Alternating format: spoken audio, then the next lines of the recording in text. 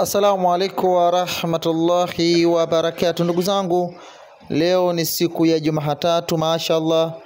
Ndugu zangu, kuna jambo kubwa tunaliomba, tunawaomba sana baada ya kupambana usiku na mchana mpaka kusimamisha jengo, mpaka jana Jumapili alasili watu wameanza kuswali na leo Jumatatu wanaendelea kufanya ibada zao. Kuna tatizo kubwa ndugu zangu la vyoo. Huu msikiti upo barabarani. Watu wengi jana wamekuja kuswali mpaka swala ya Isha, mpaka salatul fajr, kwa sababu ndio msikiti wao tena wa kufanya ibada. Lakini changamoto kubwa lipo katika zoezi la vyoo. Maana yake mtu akipita, msikiti upo katika barabara ya rami kabisa. Kwa hiyo mtu akipita hapa akiona mtihani tunaswali swala yao, mashaallah. Kwa hiyo msikiti unaendelea kufanyika ibada alhamdulillah muda wote saa yote, kwa sababu msikiti upo mbali sana. Kwa hiyo haina haja ya kusubiri mpaka umalizike kila kitu.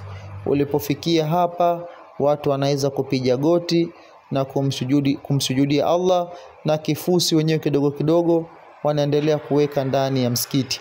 Lakini tatizo kubwa ndugu zangu ni vyoo. Tunawaomba tupate vyoo.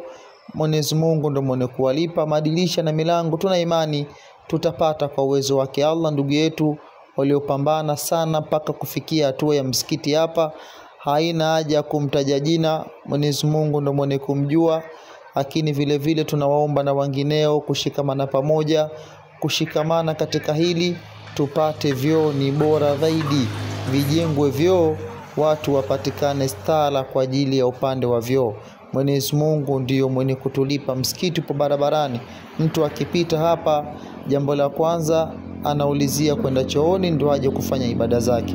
Kwa hiyo inawapa wakati mgumu sana. Tushikamane kwa ajili ya kutengeneza akhira yetu. Shukrani ndugu zangu, asanteni, afwan.